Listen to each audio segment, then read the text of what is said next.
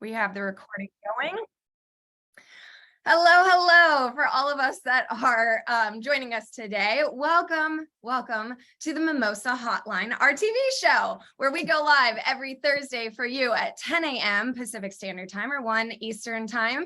And today I want to just share a little because we have a special guest with us. So first of all, I want to introduce you to my co-host, Ronii Bartles, your business strategist. Next, Leilani Filipanko, who is the third of the besties. And this is our Virtual Assistants Pros is her company, but she works as an online business manager. And so all of us come on here just to share with you water cooler talk, like honest expertise, experience, what's been going on during the week, and how we can best support you. So if you're live or on the replay, please say hello in the chat. I know we just hopped on, so I'm assuming a few people will join us in just a moment. Ladies, I'm going to mute myself so I can do the tech stuff. But Ronii, if I missed anything, do you want to take it away? No, I think you got everything. I will say this. So next week when I get on here, I am going to have better hair. I promise. Not even a thing. Hello, I mean, look at these roots. I love that I'm not the only one that uses her glasses or sunglasses to pull the hair back like a hair tie. Like that's what I pull it back. I'm like, ooh, that's cute. Well, actually, I can't actually see you guys on my screen without them. So yeah, I wouldn't be able to see you all. Like you're like I can see shapes. It's like avatars. Like you can see the shape of a human, but I couldn't see facial featers. You guys look great. I'm just gonna tell you that then, because I can see. Thank you. Thank you. So hello, those of you joining us live or on the replay, feel free to use the comment section to say hello, leave comments, questions as we navigate this conversation today. But again, welcome to Mimosa Hotline. So when we were in the green room, this is how we start every show with any guest or any of us coming on here live is we just talk about, hey, what was top of mind this week for us? Where are the areas that we could all speak to and kind of what was going on? And I just want to say Leilani picked the first thing and then Ronii and I kind of decided the second thing. So Leilani, I'm just going to be off the cuff here and say, like, tell us what's been going on in your week. What's the topic that we are all like, oh my God, we could talk about? I think we all need to talk about delegation because that is like high topic for me. Every time I meet a new client or referral, I work with a lot of small to medium-sized businesses, and a lot of times they're overwhelmed and they don't even know that they're past the overwhelmed part. They're like, oh, I just feel so busy. I can't get everything. I'm like, well, let's talk about this. Who's doing what? And are they the right fit for that position? Because you're probably doing more work if they're not.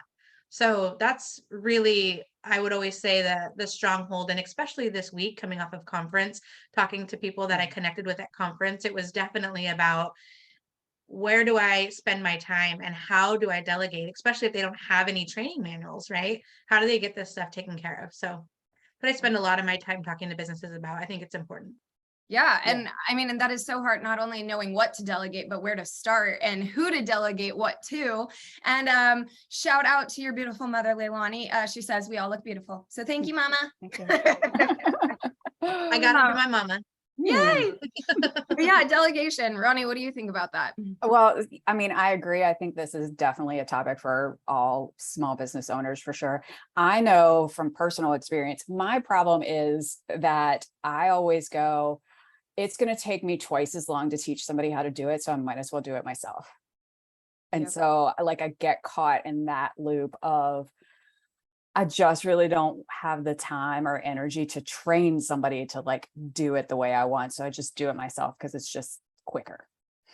I hear that all the time. And what I try to tell people is the first time, it's like when you invest in something, right? The investments up front is more expensive than if it's continual. So there's technology today that I love technology, right? Loom, Otter AI, all these different technologies I use, turn those on when you're doing that task. So it's recording you. But then when you hire someone like me, I take that information and create it for you because I'm able to see it. So I think that that's what I try to explain to people is yes, you are going to need to do it. But the other part to what you're saying, Ronii, is trust. A lot of people don't trust them to be able to complete it the right way. Yeah, Ashley doesn't have a problem with trust at all. No. Just so everyone knows, the inside joke of this is that my trust is about this. You really have to earn it with me. You can either break it or get fired. That's what I've learned. Pretty much. Yep. I think it's so true. And then also like knowing how to not only document yourself, but then there's the feeling that like, well, am I really big enough for a VA or an OBM, a virtual assistant, an online business manager, or a support system of any kind, a marketer, a brander, a business coach? Like I felt when I first hired mine, I was like, I don't know why. My internal narrative was like, oh, an assistant is for the rich and famous. And blah, da, da, da, da. I originally thought I needed a man in my life. All I really needed was a VA. Had no idea. I was like, oh my God, they do so much. And for me, it was just the ease of having someone else know what was going on in my business, because I have been a party of one for a very long time. And sometimes it's just nice as you scale and grow, you take on more responsibility, right? So it's just the safety net of, if you drop a ball, there's someone kind of there to kind of catch your six if something's going on, or prevent it from ever happening. So I think for me, I do struggle sometimes being like, well, am I big enough? Do I have enough things to delegate? Yes, but also the price of it. And like, is it something? But I have always found the first week, it's like magic. It's like, oh my gosh, this helps. When you're working with the right support team, right? Because that can also be a thing. I like to think of VAs, virtual assistants, you know, whether we get this there, and people are going to ask us in the chat, well, what's the difference between a VA and an OBM and online business manager, whatnot, you know, Yes, so you're really looking for someone who's doing tasks and helping you maintain your task load. That doesn't need, you don't need to touch those things, but they need to get done. And then you have an online business manager, more business focus, helps you make decisions, and is a project manager. So for anybody listening live and to the replay, this is what we're talking about when we delegate certain things to people. But what I think of when I think of a support system, I love what I do, what my business is. I'm a cheerleader for other people. It's like hiking up a mountain with a mule next to you. They're carrying your pack, but you still have to go through the journey, right? So I always use that as an example, is it's just an extra support system. Excuse me, ladies, I will be right. All right. That hit her so hard. She had to go, you know, mic drop. No, I'm just kidding. Exactly. Right. Well, and I was going to also say, while we were talking about that, it was one of those things that made me think about when you learn how to delegate or hire somebody to help you with stuff, then you can actually stay in your own zone of genius and not be everything to everybody trying to figure it all out. And any like good life business coach will tell you, find your zone of genius, where's your sweet spot, and you need to stay in that lane, and then everything else just gets delegated out. Yeah. Absolutely. I think one of my favorite tasks is, somebody once gave me this assignment. It's like on your phone or on a notepad throughout the week, write all of the things that you don't necessarily love doing and that honestly could be done by somebody else. And that way you just kind of can create like this list for yourself of what are the things there that you could do and potentially delegate. And as you said, in that zone of genius, you know, I don't think people could necessarily create the brand concept behind a business like I can, but could they totally like go and, you know, book a meeting for me, cancel a session, add, you know, notes, organize something for me? Absolutely. And I think there's a huge difference too between when we go to people. Last week, Leilani, we were talking about websites and how we go to some of these developers, designers, and things thinking that they're psychics and they're not. And I think the same might be very true in your business as well, or in your field, is just that, you know, when you're going to a VA, don't expect an OBM. And when you go to an OBM, don't expect a VA. And the pricing is different too, right? So I think that's one huge thing. Leilani, do you want to go ahead? I was saying, don't expect a social media VA and a regular VA. So that's one of the things I spend time with businesses, is like, when we talk about, do you have the right person in the right spot? If you are really looking at ROI and you hire a VA who is returning voicemails and managing your calendar, ordering inventory, sending out thank you notes, which, by the way, everyone thinks are minimal tasks, but that's the backbone and support of your business. Just want to tell you that. But you can't have that same person if they don't have the specialty running your social media. They're not marketers, they're not branders, they're not strategists, you know, that, and then you're spreading that person too thin. So that's just the other thing, is really understanding what position you're hiring for, delegating to. Oh my God. But I what were you love gonna that ask? so much. Truth bombs. Boom. There it is, ladies and gentlemen. We told you. We told you.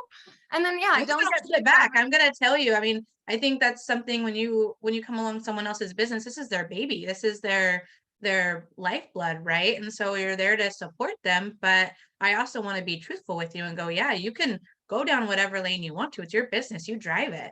But you hire someone like me to help, just like you would go to a coach and you would go to somebody else. I just happen to be boots on the ground. I love that. Tell us a little bit about the structure of your business and how it works. How do you, all of the things, the people that you work with, how you hire out to the clients, and how you basically are a matchmaker for the services that you offer and your clients. I like that. I am a matchmaker. No, so it's interesting. I, as you can tell, very shy, but I love to network with business people and talk to them about what their business needs are. So I really start with a coffee and a chat and really just discussing what their needs are. And my business is structured so that I can align myself with what their needs are. So I have a team of people that I can say, yep, I have a VA who is meant to just do certain amount of tasks for you per hour.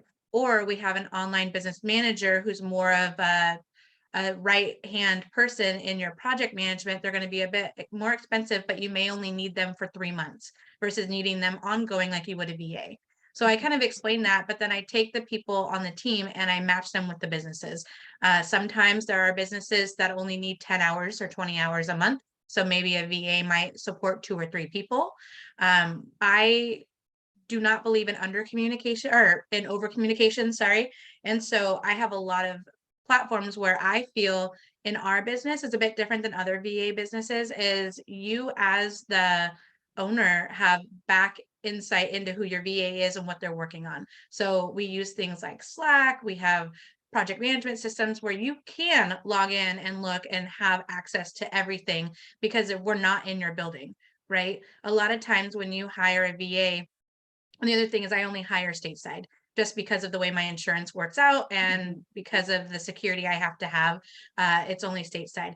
But a lot of people who hire VAs, they don't get to see what those VAs are doing. Or they might get a blanketed of hours. They did this for you and you don't really see what's happening. So in my business, if you come alongside, and I'd be happy to show anyone that was interested, how that works on the back end. But the goal is to match you up with someone who is to take care of your needs exactly the way you need them, maintain that communication, and grow with your business. Love. I'm hooked. Like I I want one. know. I know. I have a tech question since Yeah. we're in Mercury retrograde and tech is an issue. I'm having some myself with my Mac. But what you mentioned a couple programs. What are some of your favorites? Personally, I'm a Slack girl all the way. I love me some Slack. I love Slack. Every client of mine has a workspace in Slack, and they have access to me directly. I'm in every workspace because I always believe that, and in my business, I have a project manager and an assistant, right? So they have their VA and they have a project manager. So those 2 people really hold the meetings each week and they're really guiding them through their project and making sure things stay on top of it. For me, I'm in there in case they're like, I need to talk to you directly. There is an issue that I'm unable or don't feel comfortable with talking to these people about, or just want to tell you how wonderful your team is. They just should always have access to me. So I love Slack for one. The other thing I cannot live without is Otter AI. Okay. I can't live without it. It joins all of my Zoom meetings and it joins on my phone if I'm at a conference. The thing I love about it is that it transcribes, right? So if I'm dealing with clients who, although I don't have VAs overseas, but I might have clients overseas and the dialect can be a little bit harder for me. So I'm listening. I want to be present in the meeting. I could go back, read the transcription or re-listen to it. I can take notes in it. I can take screenshots and I can save it to their file. So those are 2 of my probably hands down, I can't live without. Ashley, what are some of your favorite tech pieces? I'm a Voxer girl. I freaking love a good Voxer. Voxer is a system that basically turns your phone into a walkie-talkie. It doesn't time you like some of the messaging apps that we have where it's like a minute only for voice note. I can talk as long as I want on that. I'm actually really starting to enjoy more and more of just Facebook Messenger. The fact that I can send voice clips, the fact I can send photos, the fact that I can hop on a call straight from Messenger and not have the person's phone number or even do a quick video with people. Really loving the Messenger apps right now. And then I think everyone should just know this. Like it's almost a full-blown fetish at this point, but Airtable. I knew Oh, that was gosh. coming. I love me some I knew that was Airtable, coming. ladies. Woo, I just yum. Airtable is my personal choice for project manager. Many of us have heard of Asana and Trello and ClickUp and all of the other things, but for me, I'm an Asana girl all the way, every day. You mean Airtable? Thank you. Sorry. Yeah. Warning. Leilani, what do you use for project management? This is always a debate with people. I use ClickUp. So I also use Airtable, by the way. So depending on ClickUp. the client's relationship and what we need, because Airtable and Slack integrate really well, and so does Yeah. ClickUp. And so if I have technology challenged clients or people who are, again, overwhelmed and need one less thing to plug into, I can just say, hey, this will notify you in a message if you need it. So Airtable is great, but ClickUp. So every client also gets viewing access to ClickUp just so they can see their projects going on. I love that I can create forms that create tasks, which you can do the same thing with Airtable as well. But it just depends on, I would say. Right? Yeah. absolutely. I'm a ClickUp girl too. Like I love my ClickUp. And I've used it. We're gonna get along. Yeah, I know. Chicago. We like Slack, ClickUp. We have all the same stuff. Oh my God. They also both love horror podcasts. Oh yeah, true crime Oh, podcast. gosh, Yeah. We have some recommendations for you on that. Yeah. Oh, good. Yes, I just finished the Badlands, which is a whole nother conversation we can talk about. Okay, I'll have to remember that one. But I actually, so I did a manufacturing tour this week of a company that I've been looking at with my business partner. And it was so interesting. So it's a small manufacturing company and they're in steel, but most of their orders come from Amazon. So they're a large Amazon retailer. And when they get an order come in, I found this super interesting. They use Trello. So all of the information from the order goes into a Trello card. And then as that order goes down the manufacturing line, the Trello card gets moved across to the thing. And I don't love Trello at all because it goes this way rather than this way. And that confuses me. But it was really interesting that I'm like, while it's a small manufacturing company, like they have learned how to lean their process in Trello and kind of move all of their product along with a Trello card. It was just really I interesting. love that. You can, by the way, really do the same cool. thing in ClickUp, just so if you do take that over and you want to move to ClickUp, you can do the same thing. But that's one of the things I talk to people is I'm not trying to put myself out of business, but what can we automate? That's always the first thing. Like what do you not need to do or hire someone to do? Spend that money that you would hire a human to do so that you're getting more return on that. Yeah. From the marketing side, everybody's like, how can I automate email? Yeah. How can I set up like it's gotten a lot like text recently. I mean, no, text has gotten a lot like email recently where it just is so much spam. And I'm like, what do I pay attention to? That type of thing.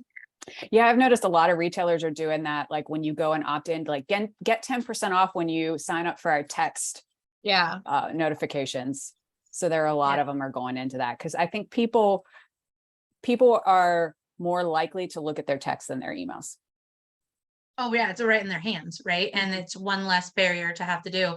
But then you end up with people like me who I only pay attention to what I need to. My kids are like, Mom, you're so popular. You have 225 unread messages. And I'm like, well, some of it's American Eagle and one of them is Target. No.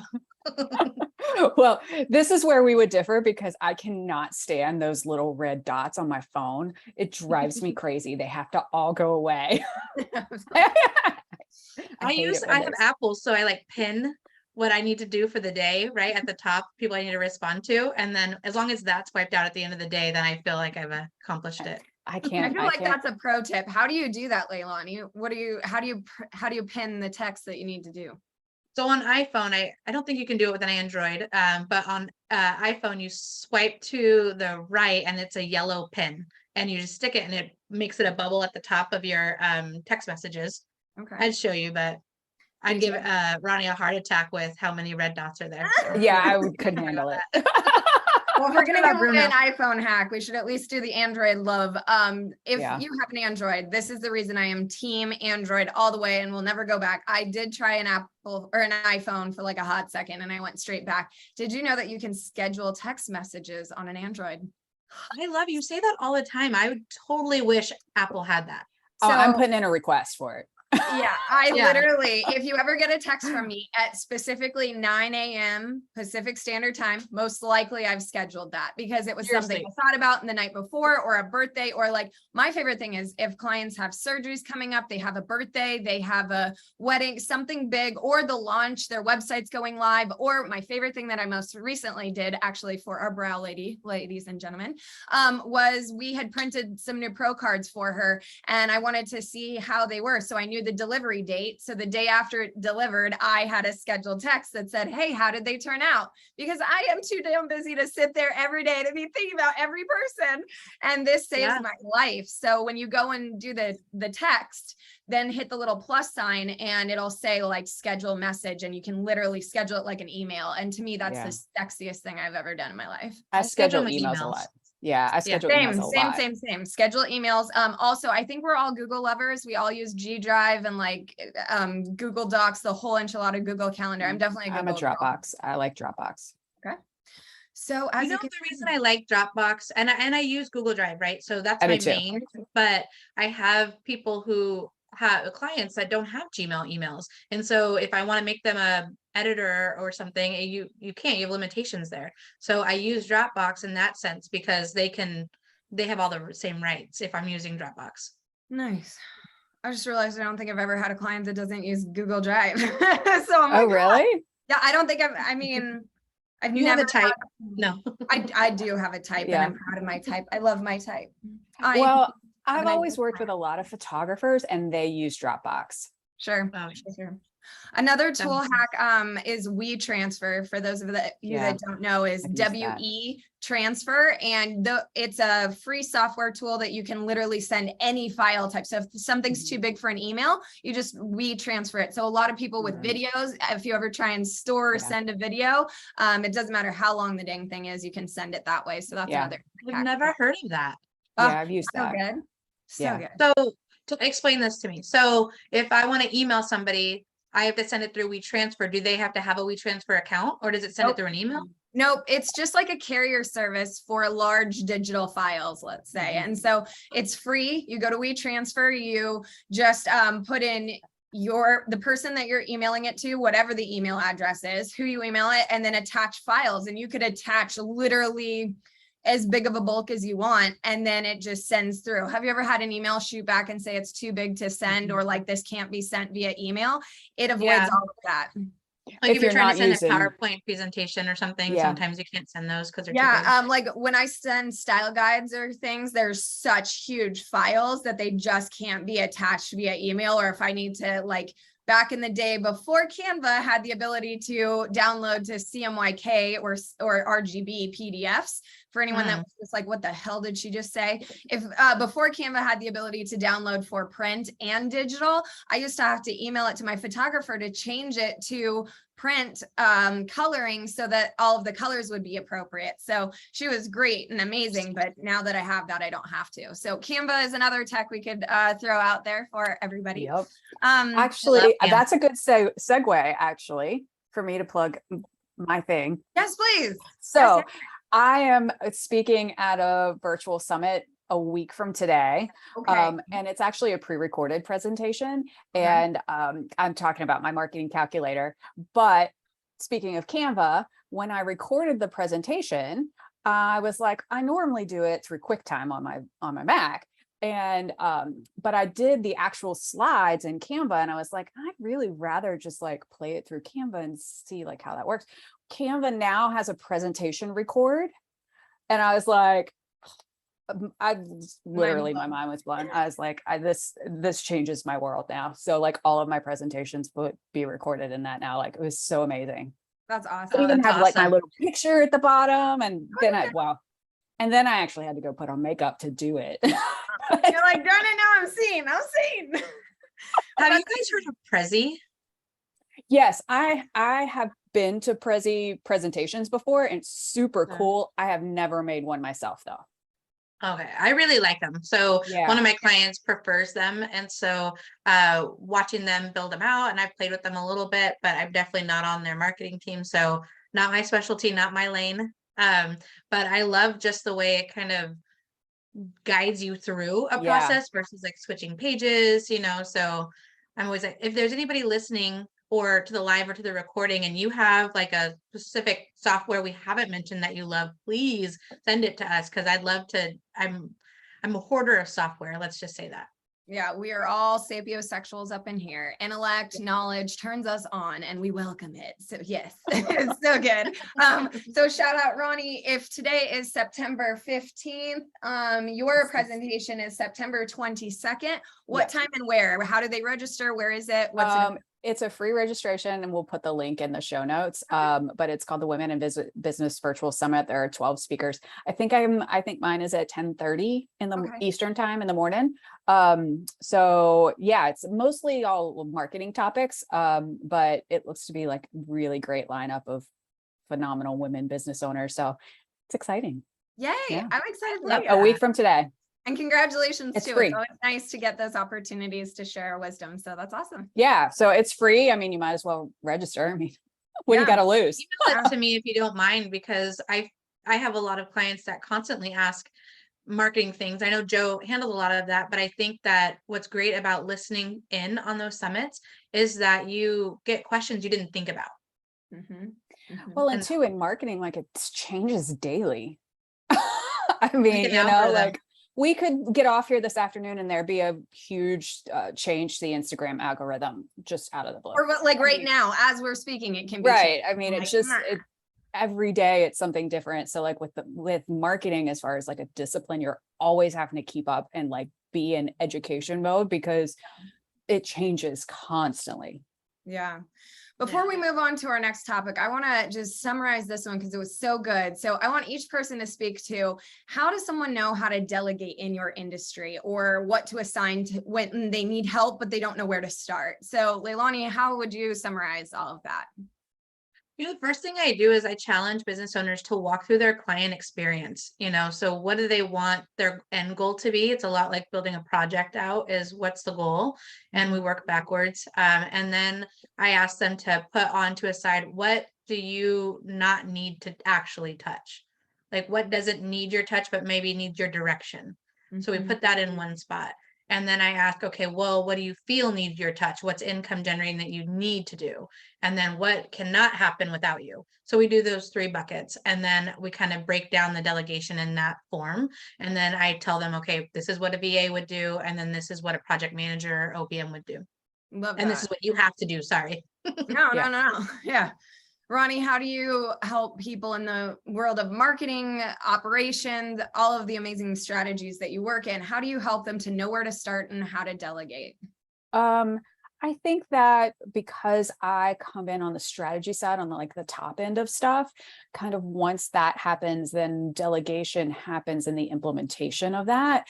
And lots of times that is based on my marketing plan for them, on who specifically we need. Because in the marketing world, while you can get people to do things like anything in marketing, there are a few things that I think are very specific. And if somebody tells you, yes, I do SEO and social media marketing, I'm like, I'm a little skeptical because they're both like such big disciplines. So then I kind of look at, okay, let's look at this marketing plan. What is our top priorities here? And how can we go then delegate out SEO to one person and social media to another? And like, what can we afford to do on that?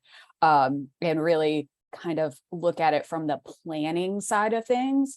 And I know that personally, when I do things, specific things that are in a very process of how I like to do them, I tend to just take my notes. I have an operations manual in my Evernote, and then in that notebook, I keep all of my SOPs basically.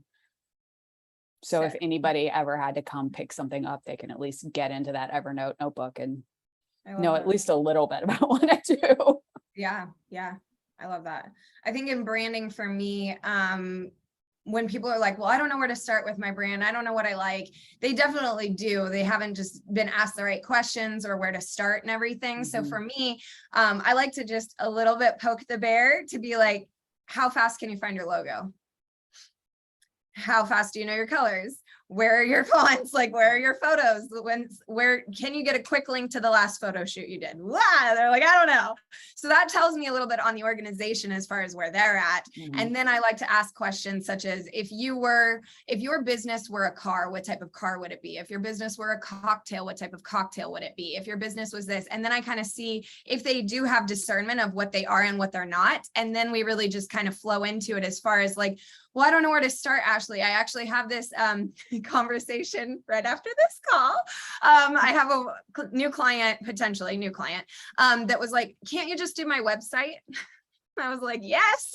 However, let's talk about what goes into that. You know, do you have photos? Do you have copy? Do you have services? Do you know all of these details? Because if they don't have all of that, then it's a different conversation than can I just give it a facelift, you know? So I think for me, in the delegation process is first identifying it, because they're often fragmented, frustrated, and overwhelmed. Too many cooks in the kitchen. They don't know the branding process. They think they can just start at the website when in fact it's like, I want a cake without all of the ingredients to get said cake. And I'm like, So that's kind of where I go from it. But I love that. So again, yes, live or on the replay, join in, let us know what your thoughts are, questions, comments, concerns about delegation, overwhelm, how to start, where to find your spot, and who to hire in all of the processes. Transition point here. When we were in the green room, we were talking about kind of what's been on our minds this last week. And the first topic was definitely delegation, our clients being overwhelmed. Where do they start? Who do they delegate to? And then the second topic, which I'm going to just call myself out on, was pricing. And I know myself, I am launching a few new courses. So tease, wink, wink. I will have those for you. But over the weekend, Leilani and I were doing our brunch. So just so everyone knows a little personal background of this little trifecta of awesomeness, these two are my besties. Leilani lives here in Portland, Oregon, and Ronii lives in South Carolina. So both coasts, I got myself covered. And we, every Sunday, Ronii and I do what we call Mimosa Hotline, where prior to pandemic or during pandemic, when we couldn't get together with people, we needed that extra time together. And then Leilani and I do brunch on the first Saturday of every month, typically, unless we move it around for kids' games or something like that. And we were at brunch, and I was telling her that I have a few new opportunities on the table, and I totally value that. I'm an investment for people. I'm not cheap. I'm not trying to be cheap, because the work and the results that I produce is not cheap. So sometimes I get in my head about it. And I was sharing with her just kind of new offers, the price point I wanted to ask for, what her feedback was. And Leilani, will you tell them the thing that you told me, because it was so spot on about what I should not be doing? Absolutely. And I'm going to go back just a step before I say that. Is you were talking about your prices, you were talking about what your value is to your clients, and then you wanted to add a bunch of things on and lower the price for that. And again, it's not, when people look at the monetary value, right, it gets crazy. But I was telling her, don't spend other people's money. The value that you bring to your brand that is iconic is set in stone for a reason. There are certain things that you have to pay for that are hard costs for yourself, and then your genius for what you do. I mean, just sitting down, if anyone listening to live or to the recording has not sat down with Ashley, she pretty much gives you your brand just talking to you the first time, and you're just like, oh my gosh, why didn't I see that? You know, like those are just things that just come to you immediately. I'm always like, why didn't you see that? And so for me, it's looking at our, and I think that's true for any business person when we're pricing our products and ourselves. We're putting this value on ourselves, and then we're spending someone else's money to see our value. No, you write out your prices, because again, hardline P&L, we need to know where that's at, and then what's above it and what you bring to the table. Yeah, thank you. Yeah. And I think it's just this interesting thing though, as you were saying, two things that I kind of just heard again for the geniusness of it. Number one is, what we do when we're experts is so second nature. We're like, how do I even add a value to this? Like, I don't know, like she just said, and I do attest to this. It's like, when I sit down, I just know, like, I don't know. It'd be like if anyone else sat down and was like, what's the color of Ronnie's shirt? Everybody would be like, green. What's the color of Leilani's shirt? Black. Like it's clear as day. We just know. And that's how I am with my work. So sometimes it's very hard. And I know this is true for all of my clients and all of us experts. We don't necessarily put a monetary value on that, but we need to. And also the second fold of, you know, I think, because I'm going to out myself. I know I'm the hardest nut to crack in this group. My trust isn't there. My faith isn't there. I've been screwed more times than I think I enjoyed. And what I would say is that, you know, I have been in programs before where I'm charged a boatload and got nothing for it. And I never, ever, ever, ever want to be that. And I overcompensate, even though I know my base barely offering anything is way more than the average person would get for the price point. But it's just this like a soft spot or I don't know what the word is, but it's just intention, consciousness, awareness, whatever you want to call it, that I just over my dead body will I charge people something that will bankrupt them and then, you know, give them basic shit they could have Googled. Like I freaking can't stand that shit. But here's the deal is that, so I hear you, and I understand. I am not cheap for what we do. And I find myself constantly telling certain business people the reason my prices are what they are versus what you could find somewhere else is because I add this value. You have this connection to my team, what we do, our insurance, blah, blah, blah, all those things. I should not have to say that. It's the support you get, and that's what the price is. When I look at what we do too, we also offer consultations. So we have a 90-minute consultation. It's a certain price. You sit with us. We do all of the things that we would go through on a normal onboarding, and we write it out and give it to you. So if you want to do it on your own, there you go. This is what I suggest that you would do. But if you want to pay me to do this, this is what it would be. It's the same what you do. You offer those consultations, you talk to people, you give that to them, but then they realize that's a lot of work to put in on their side. So, and yeah, just the connections I make, you know, I did this the other day with building the dream team for one of the clients that Ronnie recommended referral to me. You know, it's not a generic photographer every single time. It's not the same website people every single time. It's the one that fits this project, you know, and so that has value too, and tangibly. And I know Ronnie and I, oh my God, can Ronnie and I make an Excel sheet? We can make some Excel sheets. And I have a full project calculator. That's what's so weird when I wobble on it. Like I have a full project calculator. I know exactly the hard costs. I know exactly the soft costs. I know what all of it is. And then it's just weird when I catch myself like that. And that also, ladies and gentlemen, is why you need your business besties. When you're having those moments to just call another business owner and be like, hey, I'm having a crazy wackadoodle thought, like, can you slap me out of it? And I mean, she didn't exactly pick up the scone and slap me with it, but she definitely could have. Ronnie, do you experience that in what you do as well, or is it just us overcompensating? Yeah, no. I get a ton of people come to me about pricing. Pricing is one of those things, and this kind of goes a little bit back to where Leilani started with this. We make it emotional. Business is not emotional. It's a number, like it's a straight up a spreadsheet, right? Like but we as humans put emotion into it, and price is connected with that. And so there are two things I always tell my clients when they come to me for pricing. And this is another one of those things, do as I say, not as I do, because I do the same thing. It's very emotional. How do I put a value on myself? All of those kinds of things. But most of the time they come to me waffling between two prices. And my rule of thumb, always go with the higher one, because it's always going to take you longer to do it, no matter what. Like, even though you're like, that's a project, it takes me 8 hours to do that. You know, these are my two prices. Price it higher, because it's probably going to take you 9. Like every single project's going to take you more time than you think it is. And 2, pricing is a marketing strategy. It's perception. Consumers see prices as perception. So if you think about it, I'm going to go into my jewelry days, because that will be my next career, is jewelry. But a diamond at Zales is the same diamond at Tiffany's. Diamonds are not rare. Number one, marketing made us think it was rare. De Beers actually started that. They are actually not very rare, but diamonds come from the same mines everywhere. And you get the same diamond at Zales as you do at Tiffany's, but pricing is perception. and you pay for the Tiffany brand and you pay for that Tiffany blue. Yeah. So if you want to be the Tiffany of your industry, you price it that way. If you want to be the Zales or the Walmart of your industry, you price it that way. It's a different strategy. It's totally fine. You can totally price yourself for volume, or you can price yourself for quality. It doesn't matter. It's just a strategy, but you have to pick a lane.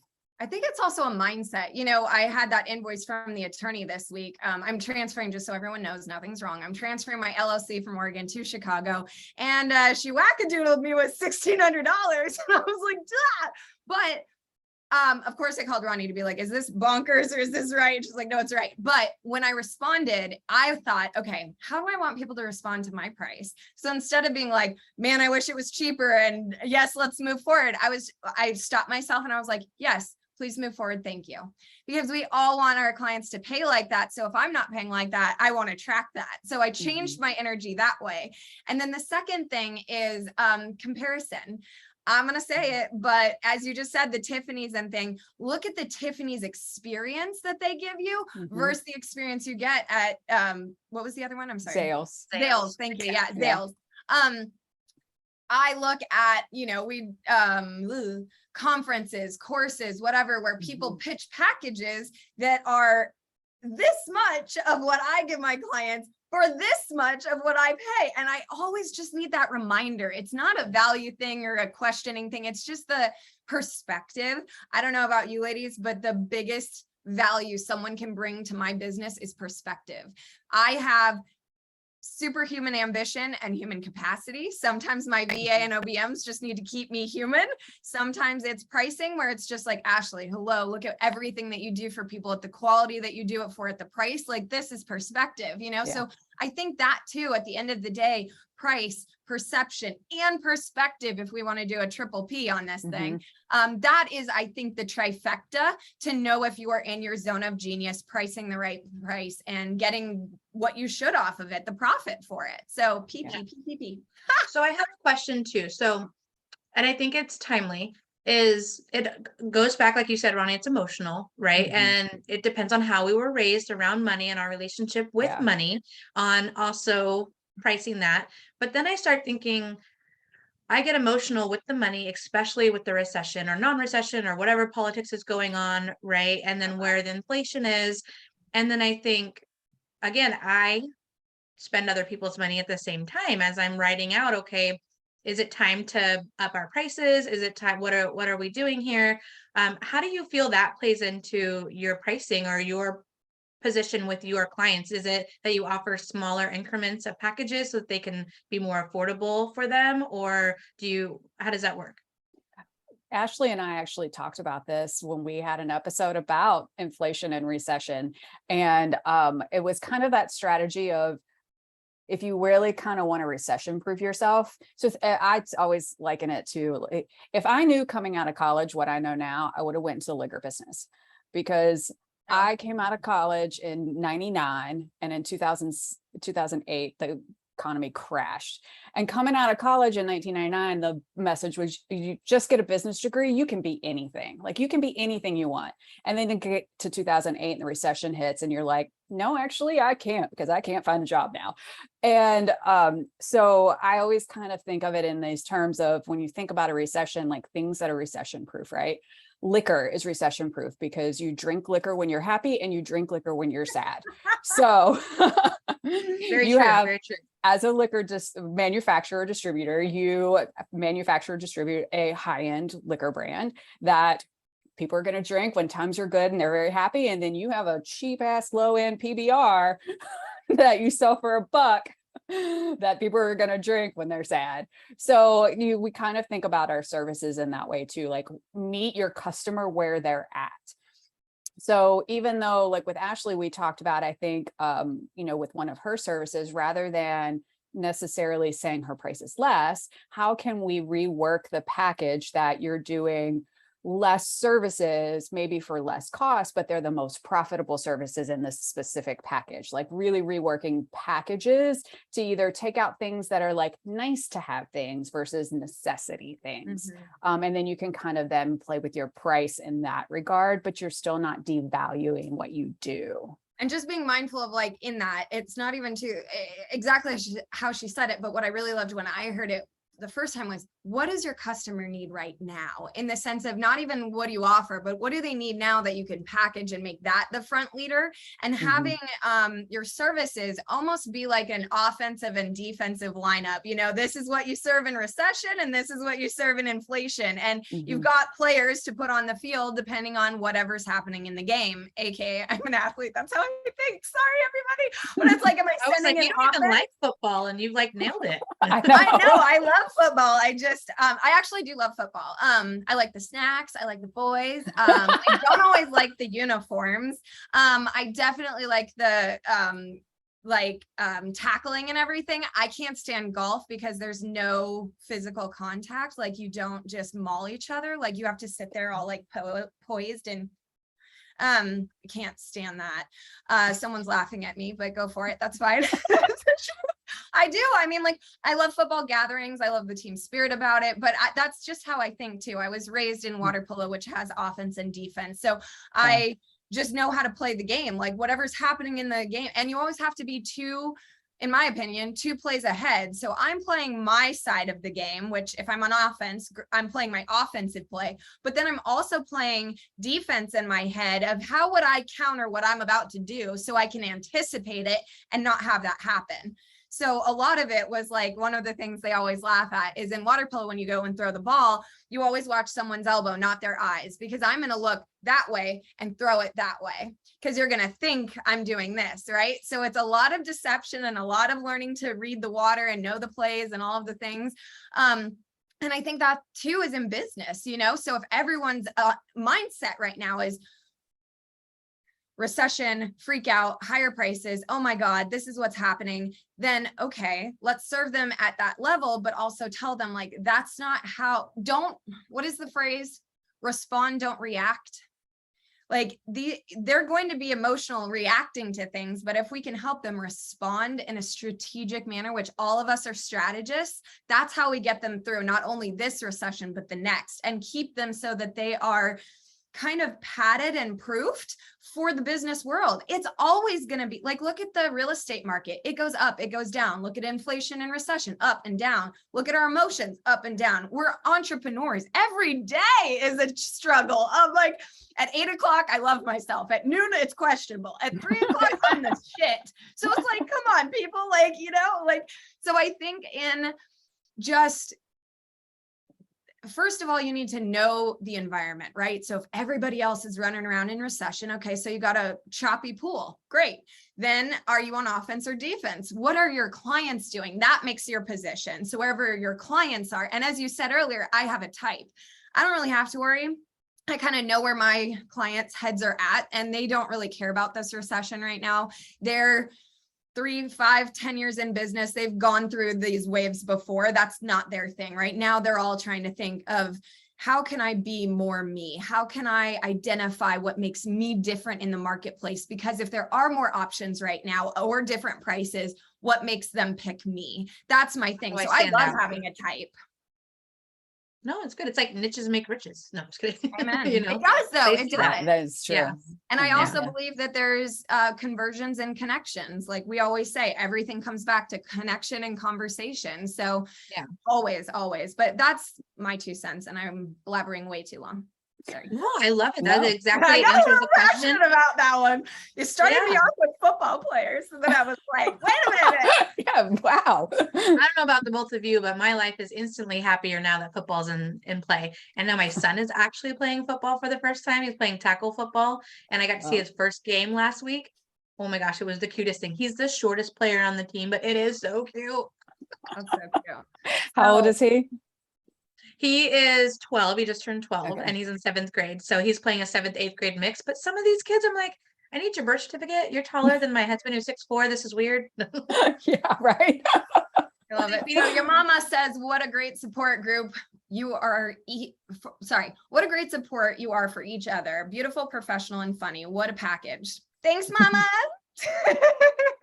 So it's true though. Like, I think that this is something that I have wanted, and I'm realizing I'm kind of in a pinch me moment. You know, I have such a blessing of having the two of you as my best friends. You're helping me in every area of my life, from boys to packaging my services to helping me move to Chicago. You know, like Leilani cracked me and taught me love, and Ronnie has taught me literally everything that's like just basics, from like kitchen know-how to like deep bookkeeping skills and knowing my numbers and all of the things. So in this sense, it does take time to find your besties, and it does take time and conversations and vetting processes to find the people that you want to surround yourself with.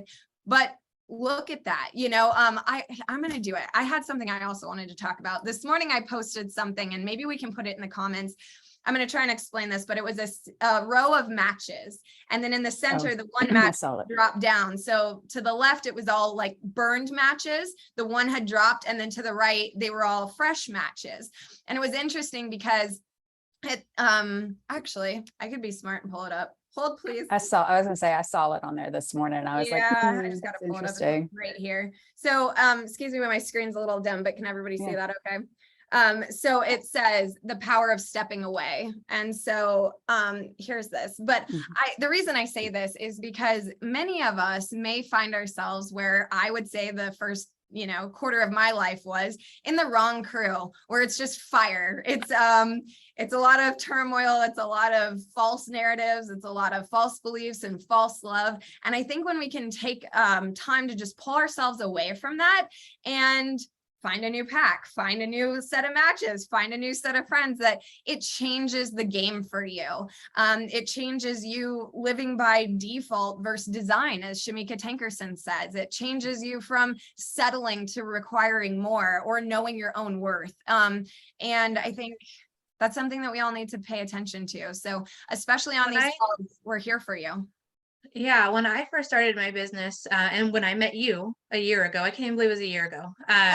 Only a year. I feel like we need a decade or something. It's not fair. It feels like it. A lot of life has happened. But when I first started, and I'm very, very blessed to have the most amazing supportive husband in my life, right? So I said, okay, babe, we're going to do this journey. I think this would be great for us. He's like, I support you 110%. And where this comes in is he would tell me, surround yourself with people that you want to emulate and be like. So if you want to be a successful business person, you need to surround yourself with other successful business people. So enter eWomen, then met Ashley on my first day, was like, you're mine, picking you, staying forever, you know, clinger. What do they say? Stage 5 clinger. That was me. But I have learned so much from you as a business person. And Ronnie, just getting to know you, this is our first time face to face, but it's going to be forever. You know, I just can already tell. If Ashley loves you and you love her, I'm a perfect match. No. But it's really important. Well, you two don't even know this, but you have more in common than we do. I know. You like the same things. You both love cooking. You both love the crime stuff. Like, I'm pretty sure you're going to throw me out of the group soon. Like, no. You obviously have a type.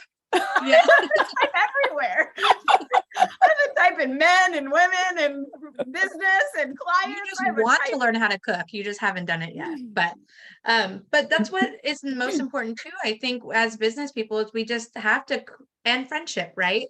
Create that, because I think we've all had that false narrative and that toxic relationship prior to getting to know who we are and where we want to be. And then once you do find the light and the people that you want to emulate or appreciate and can respect, run with them. Me, as Ashley knows, is I like to just pull everybody with me, and I'm like, hey guys, I'm going up here, you should come with me too. And they're like, there's some people you should just step away from. And then I'm still learning what that looks like. So I feel like you are the human embodiment of the Care Bear with the heart. Like you are a Care Bear. Like, I really don't know if I had to make you anything. Like, I mean, we all know Build-A-Bear. I don't need to build a bear. It's the Care Bear. You are the Care Bear. Like, I love that about you. And I think that has, I mean, because of that is the reason I opened up to you, right? Like, most people would have just nexted me because I was a little burned and charred. But like, that's a skill. People like, you know, a realist to be like, hey, you're going to cut your feet off if you don't, you know, step away or make a different decision, you know. And I think that that's what's wonderful about having these women in this business relationship, is like, I love where your business is going. Teach me how to do that. You know, I may not be able to afford my $30,000 coaching yet, but I love that you're telling me and showing me that this is an added value I need for my business, Mhm. So those are things, otherwise other people would say, oh, you can't ever afford that, or that's just, where's the value in that? But to be able to have women who are going through those things to say, okay, hey, this is where we are with your business. You're dreaming of your business here, it can be up here, Yeah. so. And Yeah, people I mean, can't it's, see you, yeah. You can't see your own And eyebrows. I mean, I know it's cliched, but you are the sum of the 5 people you spend your time with, like, it's funny you even bring that up, because I actually saw that on my Facebook this morning from somebody. Yeah. Like, you are the Oh, sum of the wow. 5 people you hang out with, and like serendipity that this conversation comes around. But I think that I have this conversation with a lot of my friends, even more so than business colleagues, but most of my friends are business colleagues too, just because it's like that. It's just part of who I am. And it's hard to make friends as an adult. Like friends, like real friends, like, you have your high school friends and your college friends, and it's really easy then, because you're all in this same like life experiences together, like in high school or in college or whatever it might be. But then you kind of get into your 30s and your 40s, and even like for me at my mid to late 40s now, it's really hard to make friends. And like, even thinking about my friends from high school and college who, yeah, we might be the same age, but my best friend from college has 2 boys that are, one's 16 and the other one's 14, driving. And I'm like, we're just not in the same life stages anymore. I mean, we're still great friends, but it's hard to make friends as an adult. I think also Yeah. to add a word onto that, reciprocal friends. Right. I know a lot of people, and I think some people think we're friends or whatever, but my Yeah. biggest awareness in the last year, and it's a sad one, is that, man, look, when I stop reaching out, when I stop calling, where are you? They're not here anymore. And Yeah. they were the versions of you guys before you, except now when I don't reach out, y'all call me. You're like, what are you doing? Where are you? Are you okay? Like all the things. But like, I think the reciprocal part, or what's in it for them. I'm coming out of, I just want to say, transactional love cults, where everything was, if I did, then I got. But as soon as I stopped doing for these people, or as soon as I stopped, reaching out for coffee dates, or, paying them, Mm-hmm. they gone, y'all. Like Yeah. and I'm like, wow, look at that, and it's interesting, like big, the ones I'm referencing, no one's called me about Chicago. Yeah. And I'm like, interesting. And then the people that are calling are people I didn't necessarily think we were that close. And now I want to put my effort there because, oh, my bad. Yeah. Well, and there's a difference between a friend and an acquaintance. Yeah. We might still call them friends, but like, I have a lot of acquaintances. Yeah.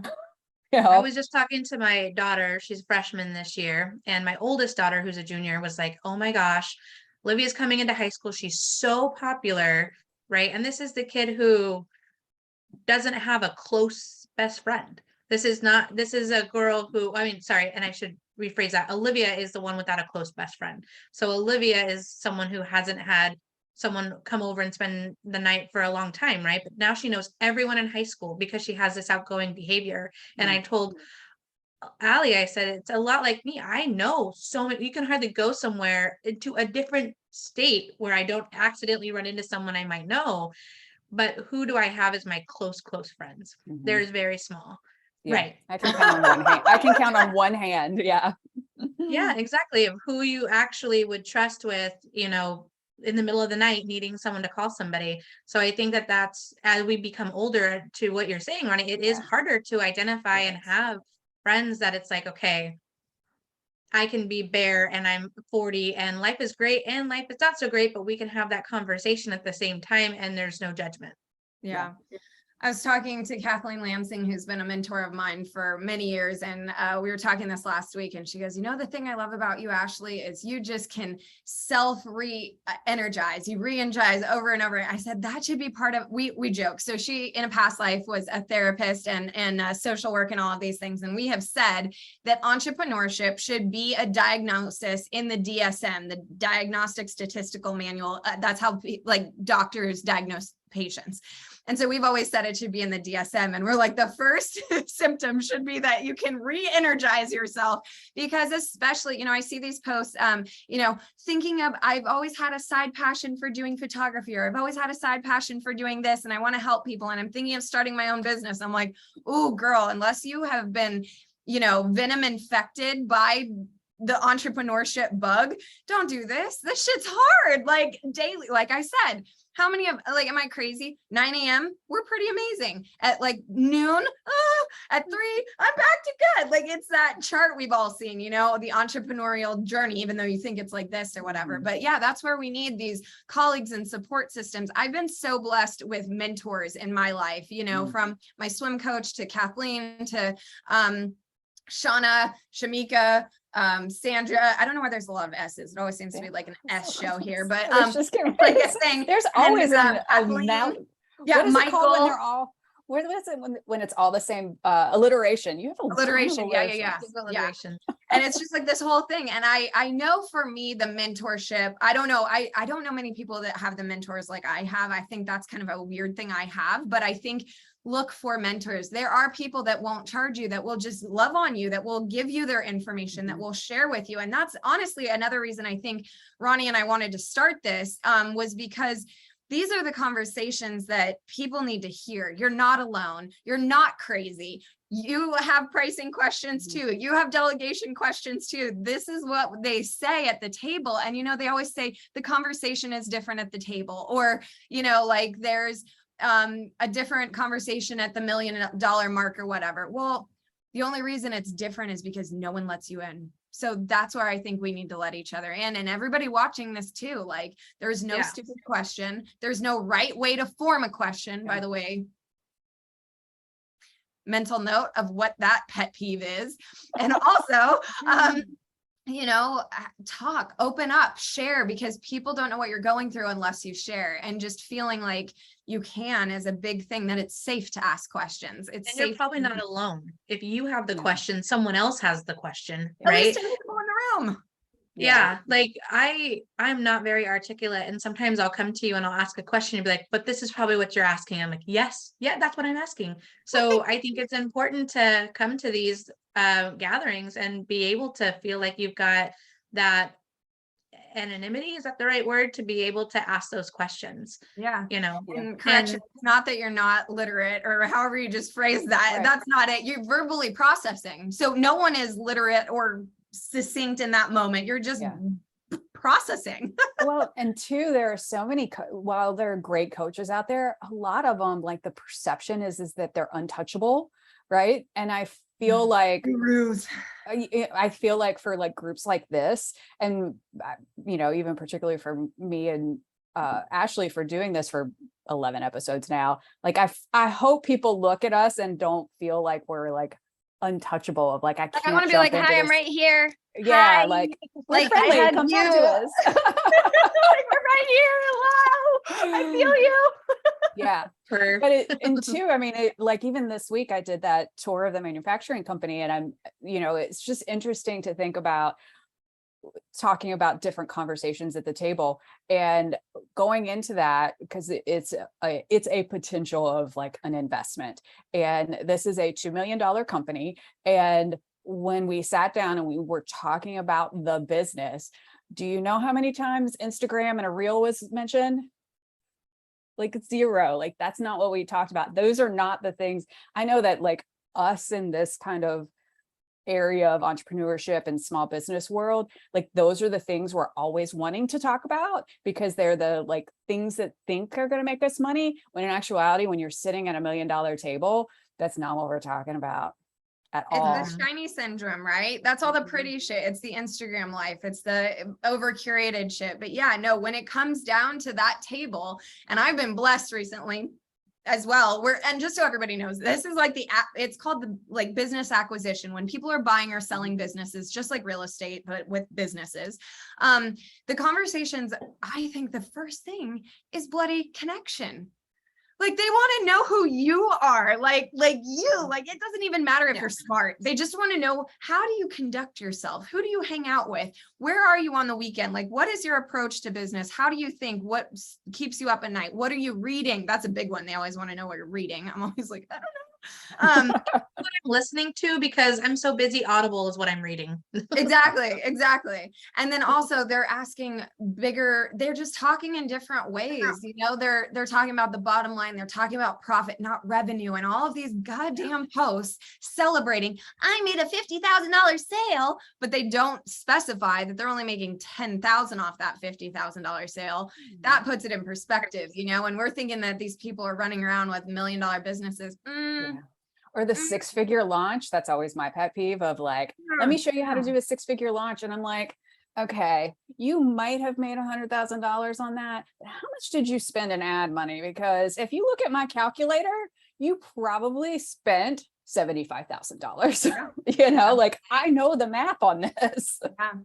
Yeah. So Well, a lot of that becomes spam too, as you become more of a business person, right? Someone that is paying attention to those things, and they're in your business and you're growing it. In the beginning, you're like, oh, that attracts me. It's like the low-hanging fruit. That looks great. And then when you actually get into it, you're like, oh, that was a waste of money. That was a waste of time, you know, things to that nature. So circling back, bringing it to people like this roundtable, you know, coming on with other business people is really important, so you can share that knowledge, because those people don't know what they don't know. Yeah.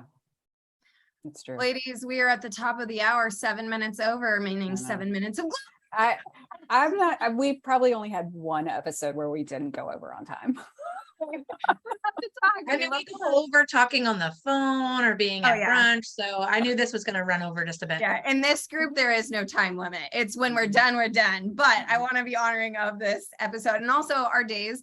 But final thoughts, just soapboxes, thoughts, any topics, promotion again. Ronnie, let us know again when your offer is, like, just the final thoughts. I'll go first. Okay. The summit I'm speaking at is the Women in Business Summit next week. It's next Thursday, the 22nd. I will post the link to register. It's totally free. So, you know, go and like learn some cool stuff.